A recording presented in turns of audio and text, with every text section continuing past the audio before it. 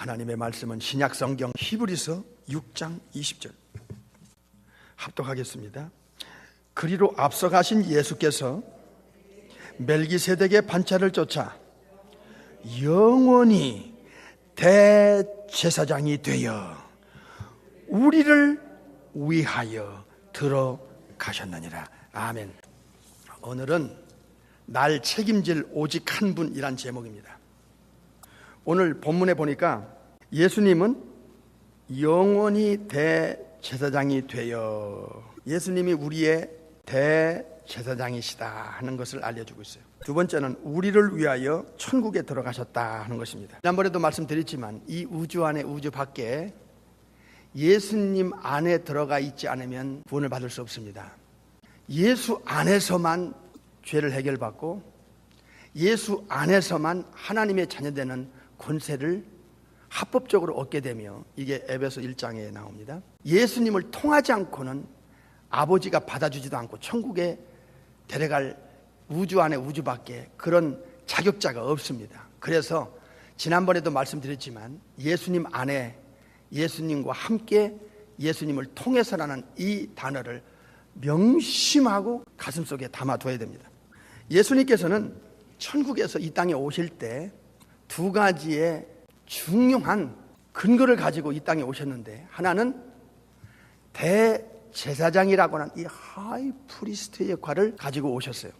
대제사장은 하나님과 인간 사이에 죄를 용서받아낼 수 있는 하나님이 인정한 합법적인 자격자입니다. 죄 처리를 위해서 죄를 용서받아내기 위한 유일한 한 직분인데 이게 대제사장 역할입니다. 그러니까 예수님은 천국에서 오실 때 이미 대제사장의 직분을 가지고 오셨어요. 이게 히브리 9장에 나옵니다. 두 번째는 제물로 오셨어요.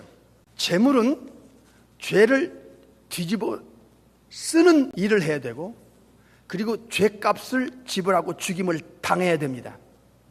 그래서 예수님은 화목제물, 속건제물, 대속물, 유월절 희생양으로 이 땅에 오시고 십자가에 죽으신 겁니다. 그래서 예수님께서 대제사장이라는 직분과 죄를 뒤집어 쓰고 죄값을 지불하고 죽임을 당할 제물로 오셨다는 것은, 이것은 인류의 구세주, 속죄주, 인류의 죄를 대속해 주신, 죄를 처리할 수 있는 유일한 자격자요 신분이요, 그리고 우리의 유일한 구세주라는 것을 알려주고 있습니다. 예수님은 원래 이사야 9장 6절에 전능하신 하나님이었어요. 그리고 창세기 1장에 엘로힘 중에 한 분이었어요. One God 안에 성부, 성자, 성령 중에 이후의 하나님이었어요. 독생하신 하나님, 요한복음 1장 18절에. 그래서 예수님은 하나님이자 창조주자 전능자이신 그 삼일체 중에 이후의 하나님의 신분을 가지고 별을 넘고 넘어 이 땅에 내려오실 때 이미 빌립보서 2장 6절에 그 아버지와 동등된 이 도덕적 속성, 절대적 속성, 전지전능 무서부재 편재 거룩사랑 공의의 그 능력을 가지신 분이심에도 불구하고 성부 아버지의 그 영원한 계획을 순종함으로써 아버지가 천국에서 화목제물로, 대성물로, 그리고 속건제물로 하나님의 계획대로 내려보내서 순종해서 이 땅에 베들레헴으로 내려오신 분이 우리 예수님이세요. 그래서 예수님은 이 땅에 내려오셔서 가장 인간에게 해야 할 일이 뭐냐? 죄를 일단 뒤집어 쓰는 겁니다. 무리의 죄를, 인간들의 죄를 아들에게 뒤집어 씌울 거라는 하나님의 계획을 이사야 53장에서 알려주셨습니다. 그 계획대로 우리 예수님은 오셨고, 그래서 세상 죄를 지고 가는 하나님의 어린 양으로, 유월절 양으로 죄를 예수님이 가져갑니다. 세상 죄를 지고 가는, 지난번에 말씀드렸지요? 우리의 죄를 예수님께로 넘어가는, 우리의 죄를 제거하고 예수님이 가져가는, 예수님께서 우리 죄를 가지고 옮긴 후에, 이건 하나님의 법적으로 인간의 죄가 예수님께로 넘어가지 않으면 그 사람은 100% 죄값으로 지옥 갑니다. 이건 100%입니다. 진실입니다. 그래서 지옥을 가지 않을 수 있는 유일한 방법은 우리의 죄가 예수님께로 넘어가야 됩니다. 예수님은 죄를 가져갔고 우리는 그것을 인정하고 받아들이고 믿어야 됩니다. 십자가에서 죽으신 예수님의 그 사건이 요한복음 1장 29절과 요한일서 4장 10절과 그리고 마가 10장 45절과 고전 5장 7절에 이사야 53장 10절에 화목 제물로 죄를 뒤집어 쓰지 않으면 하나님이 예수님의 죽으심을 받아주질 않아요. 예수님이 죽으시려고 의도적으로 죽음을 제자들에게 알려준 이유는 하나님과 인간관계 속에서 죄가 처리가 안 되면 화목이 안 됩니다. 하나님이 우리를 안 받아주고 우리를 인정을 안 해요. 그래서 십자가의 사건은 죄가 예수님께로 넘어가는 참 요한복음 1장 29절이 굉장히 중요해요. 이사야 53장 전체 내용을 한마디로 요한복음 1장 29절에서 세상 죄를 지고 간다 하는 겁니다. 지고 간다. 이런 우리 죄가 예수님께로 넘어간다는 거지요. 이거를 인정하고 받아들이는 이 믿음이 중요하다는 거예요. 그래야 하나님 앞에서 합법적으로 해놓으신 이 사건이 내 죄가 예수께로 넘어갈 수 있는 거는 그거를 내가 인정하고 받아들일 때 내 죄가 합법적으로 예수님께 넘어간다는 것을 아셔야 됩니다. 그러니까 예수님 믿습니다 하는 것은 막연한 믿습니다, 내용도 근거도 없는 믿습니다가 아니라 예수님이 요한복음 1장 29절에 내 죄를 가져갔습니다. 우리 죄를 가져갔다. 가져간 것으로 끝난 게 아니라 죄값을 아버지 앞에 지불하고 하나님과 화목을 이루고 우리가 아버지 앞에 범죄한 모든 형벌을 받을 죄값을 대속물로 속건 제물로 바쳐졌다. 그리고 아버지 앞에 버림을 당하고 죽임을 당할 때 예수님은 아버지께서 아들을 통해서 죄를 해결하는 그 해결하는 방법이 완전하게 이루어졌다고 하는 다 이루었다. It is finish라는 고백을 하고 죽으실 수 있었다는 것을 이걸 인정하고 받아들이는 믿음이 필요하다는 거예요. 이게 내가 영원히 지옥 안 가고 천국 갈 수 있는 유일한 근거예요. 그러니 목숨보다 귀한 내용이고 근거죠. 예수 믿습니다 할 때는 반드시 요한복음 1장 29절에 세상 죄를 지고 간 하나님의 어린 양이라는 것과 그리고 화목제물 대속물 그리고 속건제물 유월절 희생양으로 예수님이 죄값을 치르고 죽었다는 것을 인정하고 받아들이는 믿음을 가져야 이게 성경적 믿음이고 구원받을 믿음이라는 것을 명심하고 들으셔야 됩니다. 그래서 예수님은 이 땅에 오셔서 이렇게 십자가에 죽으실 때 이사야 53장의 예언을 근거로 한 정확한 성취를 십자가에서 이루셨는데 예수님은 몸과 목숨과 영혼까지 몽땅 죄값으로 아버지 앞에 드리면서 아버지께서 받으셨기 때문에 십자가에서 버리셨고 버리셨다는 것을 주님이 느낀 후에 인류의 죄는 예수님께로 넘어왔고 아버지가 버렸다고 하는 것은 죄값을 받았다고 하는 증거로 버림을 당했기 때문에 That is time. It is finished. 다 이루었다. 죄에서 구원할 자의 그 직분을 감당하게 된 것입니다. 그래서 예수님은 우리를 위해서 오셨고 우리의 죄를 뒤집어 쓰고 죽었다는 것. 우리를 위하여 하는 단어에 오늘 신경을 써야 됩니다. 예수님께서는 이 땅에 오셔서 십자가에서 죽으실 때 아버지 앞에 죄값을 드리는 이 죽으심은 영원한 제사였습니다. 한 번의 사건으로 십자가에서 죽으심으로 영원히 죄 처리를 한 것입니다. 이게 히브리 10장 12절에 나옵니다. 예수 그리스도는 죄를 위해서 한 영원한 제사를 드렸다. 십자가의 사건은 영원히 죄 처리가 된 영원한 능력이 들어있다. 두 번째로 히브리 7장 12절에 보면 자기 피로 영원한 속죄를 이루사. 그 십자가의 사건은 영원성이 있는데 첫 번째로 제물로 바쳐졌다는 것, 두 번째는 영원한 속죄를 이뤘다는 것. 완벽한 0.0001%도 여기에 부족함이나 그 모자람이 없는 100% 완벽한 속죄를 십자가에서 이뤘다는 것. 그 속죄의 능력은 영원하다는 것. 히브리 7장 12절을 보겠습니다. 안 보면은 몰라. 안 보면은 듣고도 안 들은 것과 같아. 우리 성도님들의 의식이.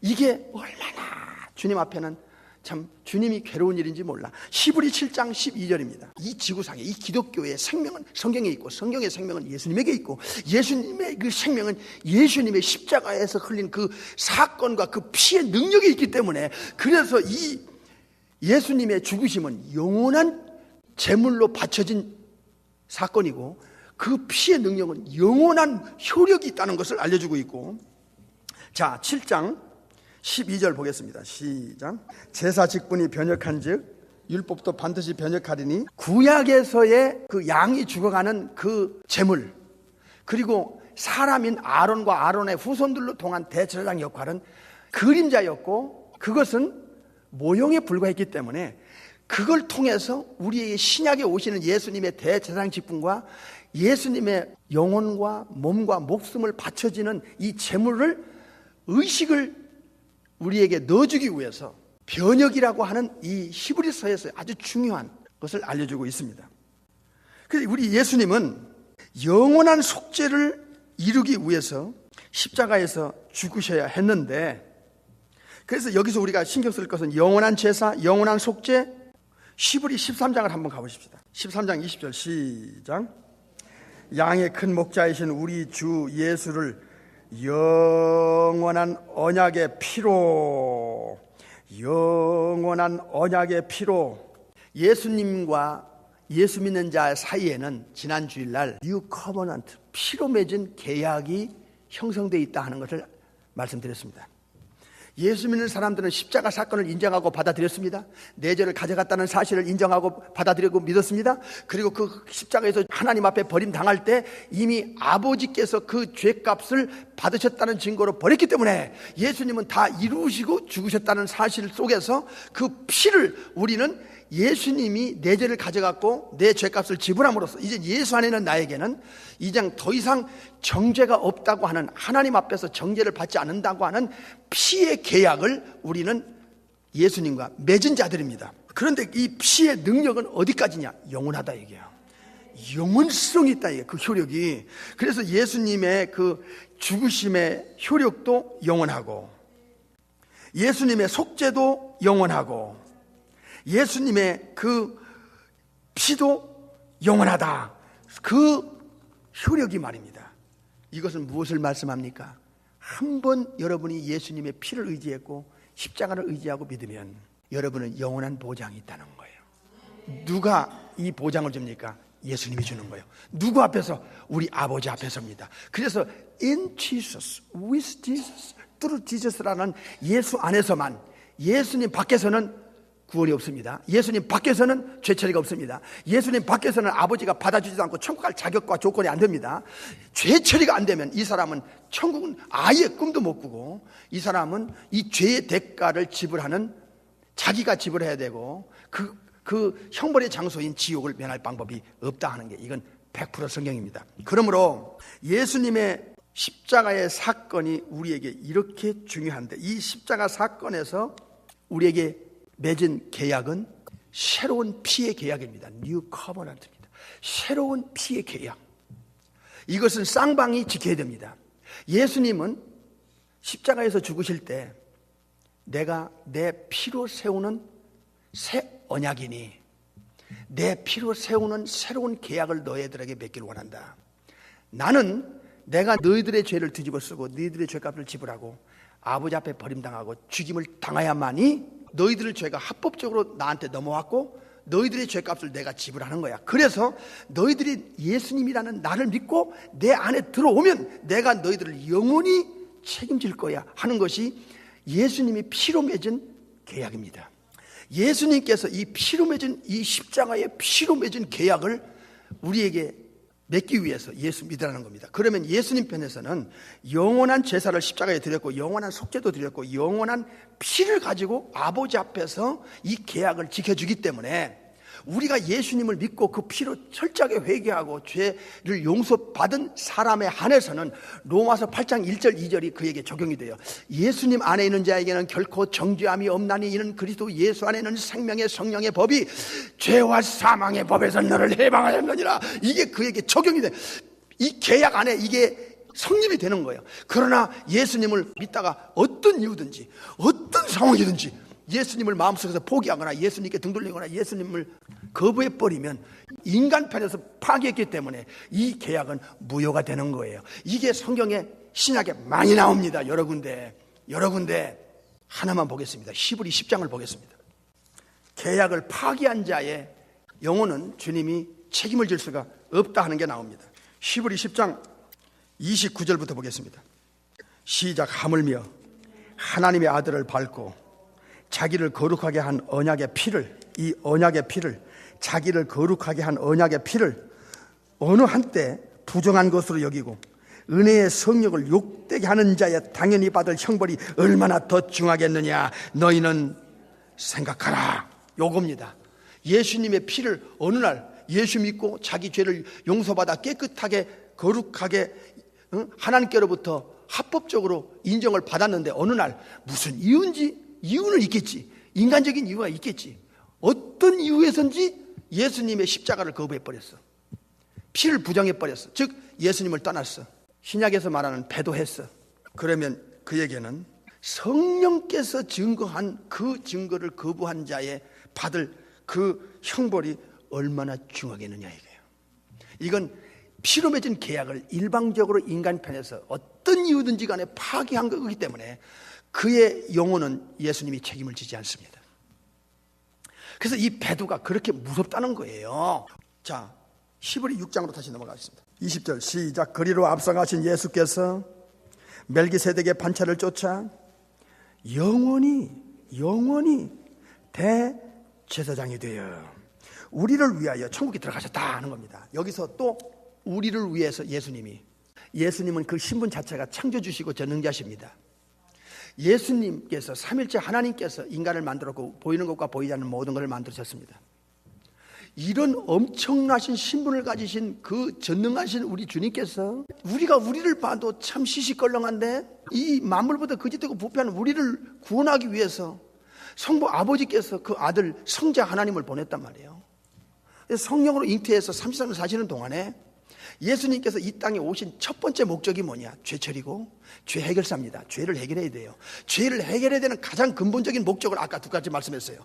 죄를 하나님 앞에서 처리하려면 두 가지가 성립이 돼야 되고 두 가지 조건이 있어야 돼요. 하나는 아버지와 죄인 사이에, 하나님과 죄인 사이에, 성부 아버지 하나님과 죄인 사이에 중간에서 죄를 용서받아낼 수 있는 직분이 필요하다. 그 직분이 뭐예요? 대제사장이라는 직분이에요. 하이프리스트 역할입니다.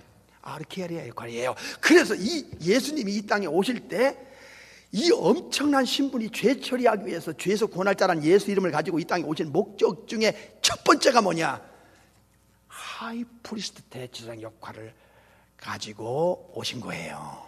두 번째는 제물이에요. 아까 화목제물, 속건제물, 대속물, 유월절, 희생양으로 이집트에서 애굽에서 빠져나올 때 죄 없는 양이 유대인을 위해서 죽어나가고 이스라엘 백성을 위해서 죽어나가고 그 죽었다는 증거로 피를 문설주와 좌우인방에 바르고 그 안에 들어가니까 패스오버 심판이 넘어갔다 이게. 그래서 한 명도 안 죽었듯이 이 죄 없는 예수님이 죄를 뒤집어 쓰고 죄값을 지불하고 아버지 앞에 버림을 당해야 돼요. 버림을 아버지가 할 때는 죄를 뒤집어 쓰고 죄값을 아버지가 받았다는 증거로 재물은 죽어야 되니까.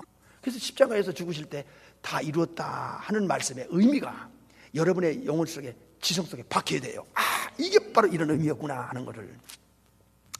그리고 나서 예수님은 3일 만에 부활해서 영생체 다시는 죽지 않고 다시는 썩지 않는 부활의 몸, 이 신령한 몸으로 살아나서 죽음이 끝이 아니라는 것을 확실하게 보여주고, 기독교의 이 두 기둥이 십자가와 부활이에요.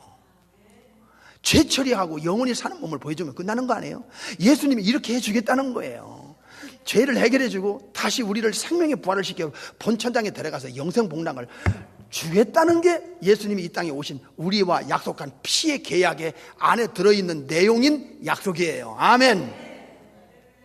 그리고 우리 예수님이 부활하시고 다시 천국에 올라가실 때 잘 들으셔야 돼요. 요한복음 10장에서 아버지요, 아버지께서 하라고 하신 일을 내가 이 땅에 와서 아버지 뜻을 이루어 내가 아버지를 영원하게 했습니다. 영원하게 하였사오니 이제 내가 창세 전에 이 천지 창조 이전에 성부 하나님과 가졌던 그 엄청난 영광, 그 영광을 다시 찾게 해달라, 되돌려 달라 하는 그 아버지 앞에 기도를 요한복음 17장에서 드립니다. 그 예수님은 창조주 위치로 다시 돌아가는 거예요. 하나님과 동등한 그 위치로 다시 돌아가는 거예요. 그러니까 하나님 우편이라는 게 이게 바로 그 뜻이에요.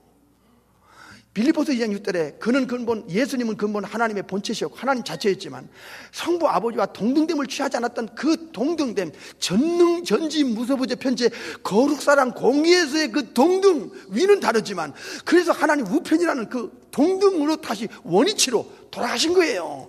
이런 엄청난 신분을 가지고 하늘과 땅의 모든 권세를 가질 뿐만 아니라 성부가 가진 고유한 권한, 우리에게 직결되는 고유한 권한을 아버지가 가지고 계신 그 권한을 성자 예수님에게 넘긴 권한이 있는데 그게 바로 심판권이에요.